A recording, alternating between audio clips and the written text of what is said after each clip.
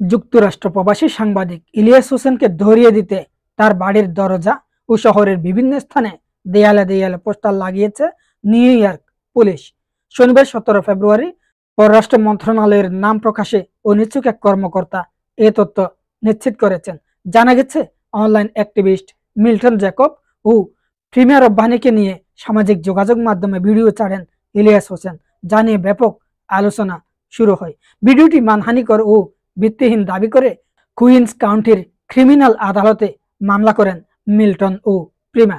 এই মামলায় গত 1 ফেব্রুয়ারি পুলিশের কাছে আত্মসমর্পণ করতে গেলে ইলিয়াসকে আটক করা হয়। তবে আটকের 6 ঘন্টা পর তাকে ছেড়ে দেওয়া হয়। এরপর 17 জানুয়ারি সশরীরে আদালতে হাজিরা দেওয়ার কথা থাকলেও তিনি উপস্থিত হননি, ফলে তার বিরুদ্ধে আদালত অবমাননার অভিযোগও আনা হয়েছে।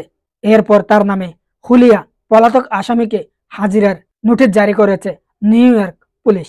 এদিকে চাঞ্চল্যকর মৃত হত্যা মামলায় মিথ্যা তথ্য সরবরাহ এবং তা প্রচারের অভিযোগে বাংলাদেশের আদালতেও ইলিয়াসের বিরুদ্ধে চার্জ গঠন করা হয়েছে।